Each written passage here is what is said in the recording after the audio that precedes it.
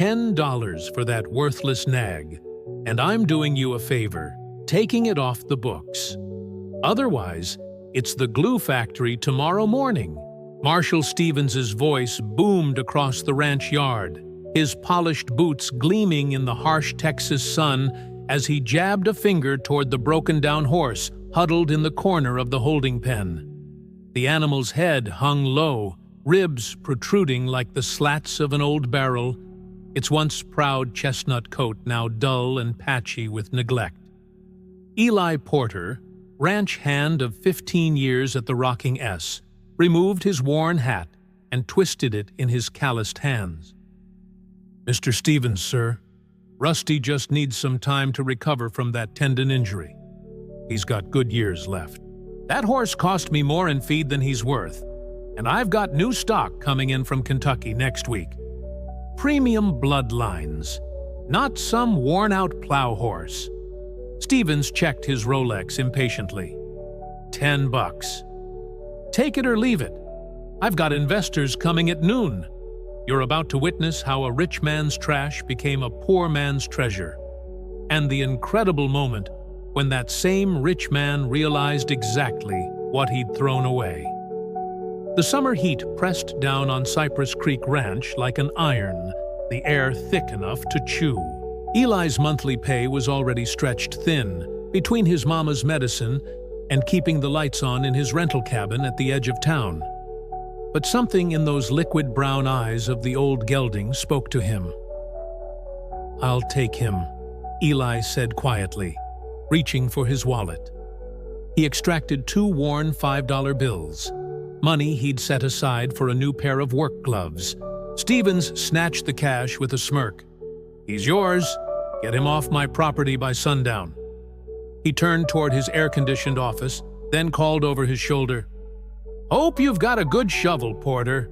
You'll be digging a hole for that bag of bones before month's end."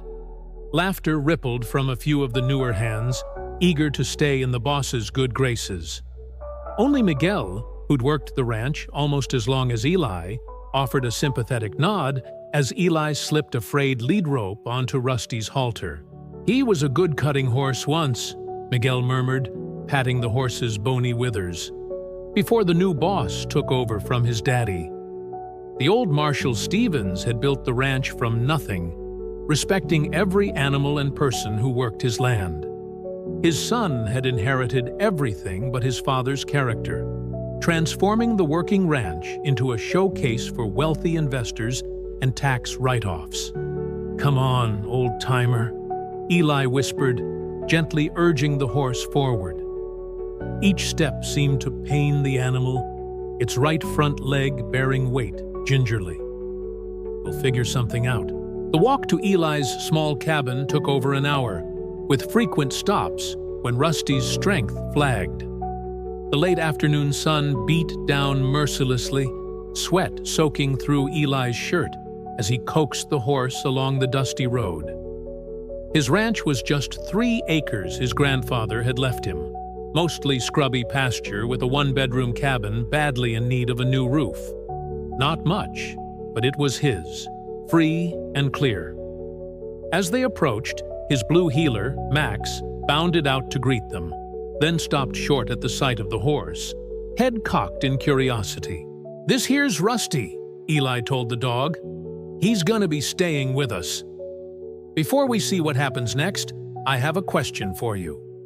Do you believe animals know when they're being saved?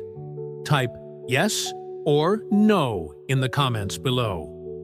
I've seen some amazing transformations in my years telling these stories, and I'm curious what you think. That first night was rough. Rusty stood in the small corral Eli had built years back, hardly touching the fresh water or the small portion of feed Eli could spare. The horse's eyes were dull, resigned, as if waiting for the end. After a simple dinner of beans and cornbread, Eli carried his kitchen chair out to the corral and just sat, talking softly to the horse as darkness settled over the land. "My granddaddy used to say every living thing deserves dignity," he told Rusty, whose ears occasionally flicked toward his voice. He'd be mighty disappointed in how Marshall's boy's running things now. But you and me, we'll show him what a little care can do. The next morning, before his shift, Eli mixed a mash of oats softened with a bit of molasses, a trick his grandfather had used to tempt horses off their feed. It cost him breakfast, but watching Rusty take a few tentative mouthfuls was worth the rumbling in his own stomach. At work, the foreman Frank Martinez pulled him aside. "Boss says you're mucking stalls for the next month. Says you need to learn the value of prime horse flesh versus glue factory rejects." Eli just nodded. The demotion meant less pay, but arguing would only cost him his job entirely. Days turned into weeks. Every morning before dawn, and every evening after dark, Eli tended to Rusty. He used his grandmother's liniment recipe on the horse's swollen leg, massaging the tender tendon with patient hands. He curried the dull coat until hints of the rich chestnut began to emerge. He talked constantly, telling stories of his day, of his hopes to someday have his own small breeding operation, of anything that came to mind. Neighbors and fellow ranch hands shook their heads when they drove by. Porter's lost his mind, he overheard one say at the feed store, spending more on that broken-down nag than he does on himself. "That's money down a hole," said another. "Horse'll die anyway." But slowly, almost imperceptibly at first, Rusty began to change. He started meeting Eli at the gate each evening, nickering softly. The prominent ribs began to flesh out, and one morning, Eli came out to find the horse prancing around the small corral, testing his injured leg with newfound confidence. Eli's bank account, however, was going in the opposite direction. The specialized feed and supplements strained his meager salary.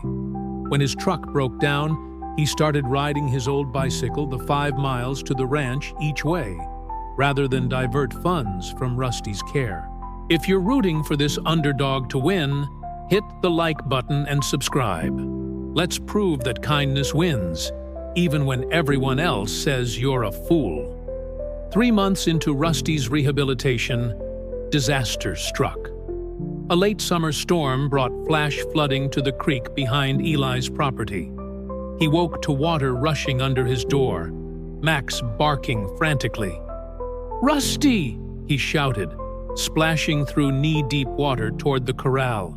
The horse was panicking, water already reaching his knees and rising fast. The gate was jammed against debris washed down from upstream. Eli fought through the current, finally wrenching it open. "Come on, boy! This way!" he called, leading Rusty toward higher ground near the road. As they reached safety, Eli turned back to see his cabin partially collapsed. The roof he'd been saving to fix now caved in completely. That night, man and horse huddled together under a makeshift shelter of tarps by the roadside. Eli stroked Rusty's now gleaming neck, the horse standing protectively over him and Max. "At least we're all still breathing," he murmured. But the reality was stark. His home was uninhabitable, his savings gone, and winter approaching. The next morning, red-eyed and exhausted, Eli still reported for work. Frank Martinez took one look at him and cursed. "Jesus, Porter. Heard about your place. Why didn't you call someone?" Eli just shrugged. Phone was underwater. By lunchtime, word had spread. Miguel and 2 other longtime hands offered their couches. The cook pressed a container of stew into his hands, small kindnesses that brought moisture to Eli's tired eyes. "What about your horse?" Frank asked. "He's tied up on the high ground. I'll figure something out." Frank scratched his chin thoughtfully. "Old equipment barn on the North 40 is empty. Boss never goes out there. Might do for a spell." That evening, Eli led Rusty to the abandoned barn. It wasn't much, but it was dry, with a small paddock attached. As he settled the horse in with fresh water, the sound of an expensive engine approached. Marshall Stevens's new Range Rover pulled up, dust billowing. Eli's heart sank. This was it. He'd be fired for using company property. "Porter," Stevens called, stepping out in his designer boots, careful to avoid the mud. "Heard about your situation. Sir, I can explain about the barn." Stevens waved impatiently. "Keep it. Not why I'm here." He peered into the dim barn where Rusty stood. "That's the nag I sold you?" Eli nodded, moving protectively toward the horse. "Doesn't look like the same animal." Stevens stepped closer, eyeing Rusty with new interest. The horse's coat now gleamed like burnished copper, muscles rippling where bones had protruded. Even his eyes were bright and alert. "Just needed some TLC, sir." Stevens circled the horse appreciatively. "Got some investors interested in quarter horses. Starting a new breeding program. I'll give you $5,000 for him." Eli blinked in shock. "Sir? 5,000? Cash. Today." Stevens reached for his wallet. "That'll fix your cabin and then some." Rusty nudged Eli's shoulder gently with his muzzle. 3 months ago, such an offer would have seemed like winning the lottery. Now, "I appreciate the offer, Mr. Stevens, but Rusty's not for sale." Stevens's face hardened. "Don't be stupid, Porter. That's half a year's salary for you. For a horse that was practically dead." "Yes, sir. I know what he was. And I know what he is now. 10,000, then." Final offer. Eli's hand found Rusty's neck, feeling the strong pulse beneath his fingers. "Sorry, sir. We've been through too much together." Stevens's jaw tightened. He stared at Eli, then at the horse, calculation in his eyes. Finally, he said, "You still work for me, Porter? Remember that." He turned on his heel and stalked back to his vehicle. 2 days later, Frank pulled Eli aside again. "Boss says you're back on regular duties. Full pay." Eli blinked in surprise. "Did he say why?" Frank shrugged. "Nope, but there's something else. Big cutting horse competition in San Antonio next month. Boss wants you to enter that horse of yours. Says if you place, he'll sponsor a proper breeding program. Split profits 70-30. Eli's heart raced. 70 for him? 70 for you, hotshot. Says you've got the magic touch with horses. Frank shook his head in disbelief. Never seen anything like it. Man tries to buy your horse one day, offers you a business partnership the next. The transformation in both horse and rider over the next month was remarkable. As Rusty's strength and confidence grew, so did Eli's. They trained before dawn and after dusk, rebuilding the horse's cutting skills. Rusty moved like a dancer, anticipating the movements of cattle with uncanny precision. By competition day, the once broken horse pranced into the arena like a champion, Eli sitting tall in the saddle. Marshall Stevens watched from the VIP section, investors at his side. His face betrayed nothing as Rusty performed flawlessly, separating cattle from the herd with balletic precision.